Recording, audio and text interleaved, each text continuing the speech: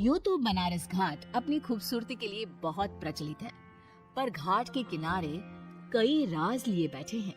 ये कहानी शुरू होती है बनारस के घाट के पास बने ममता निवास से, जहाँ प्रिया लाल जोड़े में ममता के घर उसकी बहू बनकर आती है। आओ आओ बहू, घर को अपने पैरों से पवित्र करो। ममता घर की दहलीज पार कर ही रही होती है कि अचानक एक बहुत गंदी सी बास पूरे घर में फैल जाती है।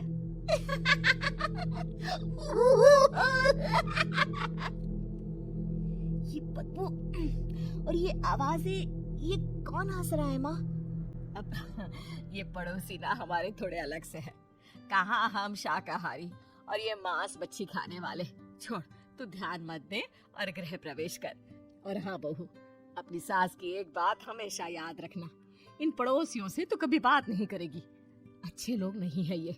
अपनी सास की ये बात मानेगी ना बेटा? हाँ माँ, जो आपकी मर्जी, मैं उनसे बात नहीं करूंगी। अगले दिन प्रिया अपनी पहली रसोई बनाने रसोई घर में जाती है। ये छोटी बात तो नाक में जा रही है। एक काम करती हूँ, खिड़की खोल देती हूँ। प्रिया खिड़की खोलने जाती है। इतने जाले, लगता है इस खिड़की को कभी खोला ही नहीं गया। पर ऐसा क्यों? ओह, नॉन वेज की स्मेल आती होगी ना। 2 मिनट के लिए खोल लेती हूँ, फिर बंद कर दूंगी। प्रिया खिड़की खोलती है। खिड़की खोलते ही उसकी नजर सामने वाले घर की खिड़की पर पड़ती है, जहाँ एक लड़की खड़ी होती है। हाथों में मेहंदी, लाल रंग की साड़ी, बिल्कुल सजी धजी, मानो प्रिया की तरह ही वो भी नई नवेली बहू हो। वो प्रिया को देखकर मुस्कुराती है। हे भगवान, माँ ने तो इनसे बात करने को मना किया था। प्रिया फौरन ही खिड़की बंद कर देती है और तवे पर चढ़े रोटी की ओर देखने लगती है, पर वहाँ रोटी न होकर मछली पड़ी होती है। ये क्या? पहली ही रसोई में इतनी बड़ी गलती! हे भगवान, अब मैं क्या करूं? प्रिया बहुत डर जाती है और फौरन रसोई की सफाई करने और फिर सभी के लिए खाना बनाने लग जाती है। जब वो सबको खाना परोसती है, सब तो ठीक है, मैं बेकार में चिंता कर रही थी। हे भगवान, ऐसे ही बस अपनी कृपा बनाए रखना। रात के वक्त जब सब सो रहे होते हैं, तब प्रिया को पायल की आवाज सुनाई देती है, जिससे उसकी आंख खुल जाती है। ये पायल की आवाज कहाँ से आ रही है?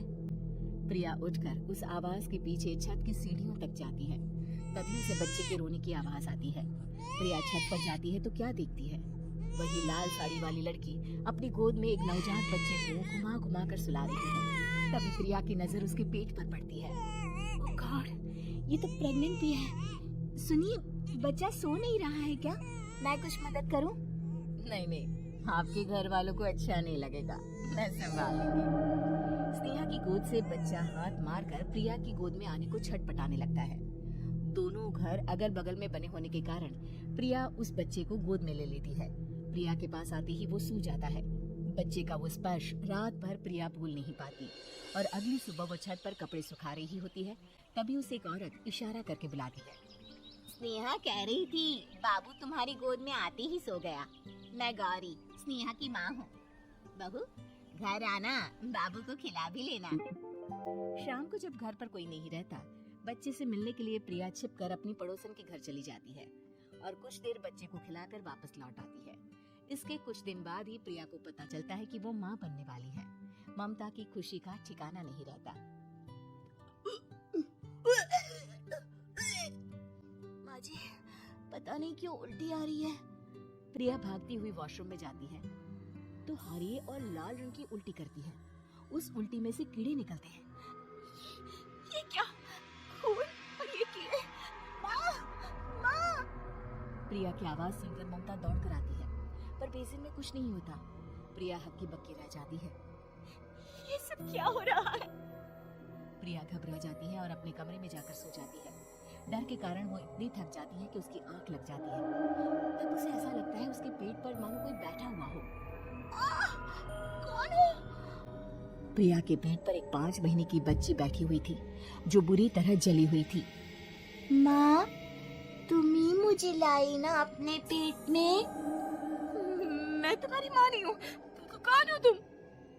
माँ, देखो मैं जल गई बुरी तरह से। 6 महीने पेट में रहने को भी मुझे नहीं मिला। माँ, बचाओ, बचाओ, माँ। ममता दौड़कर कमरे में आती है। प्रिया की बातें सुनकर वो सब समझ जाती है। तू कहीं बगल वाले घर में तो नहीं जाकर आई ना बहू? मुझे माफ कर दो, मैं गई थी माँ। उस घर में सब मरे हुए हैं बहू। कई साल पहले स्नेहा उस घर में बहू बनकर आई थी। कुछ ही दिन में वो एक बच्चे को जन्म देने वाली थी। पूरा घर बच्चे के आने की खुशी में खोया था कि एक दिन अचानक उस घर में आग लग गई। सब बुरी तरह जलकर मर गए। गौरी आज भी दादी बनने का इंतजार कर रही है और इसीलिए स्नेहा ने अपना अजन्मा बच्चा तुम्हारी कोख में डाल दिया। ममता ये कह रही होती कि पीछे से उसके पैरों को एक बच्चा पकड़ लेता है। दादी, दादी। माँ, स्नेहा की गोद में यही बच्चा था। ये बच्चा कौन है फिर? तेरी मौत है। तेरी भी दादी। जिस चीज का ममता को डर था वही हो गया। ममता निवास के ऊपर मौत ने चादर बिछा दी थी। प्रिया का पेट ऐसे ही बढ़ जाता है मानो 9 महीने का हो। 2 हाथ उसके पेट से बाहर निकलते हैं। बहू, संतोष को फोन कर, किसी पंडित जी को बुला बहू। प्रिया का पति भागता हुआ घर आता है। ये तो होना ही था माँ।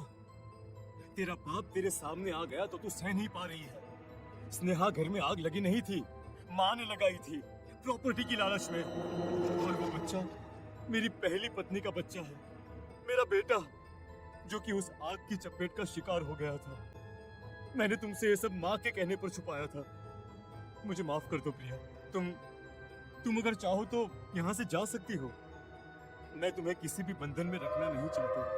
मेरी शादी हुई है आपसे, मैं आपको छोड़ नहीं सकती, पर उससे पहले हमें स्नेहा, उसकी माँ और बच्चे की आत्मा की शांति करवानी होगी। संतोष और ममता गौरी के घर जाते हैं। अंदर सब कुछ जला हुआ होता है। जमीन पर जली हुई लाशें बिखरी हुई थी। ममता रो रो कर अपने करने की माफी गौरी से मांगती है। प्रिया स्नेहा के घर वालों का अंतिम संस्कार करवा देती है और ममता निवास फिर से आत्माओं के साए से मुक्त हो जाता है।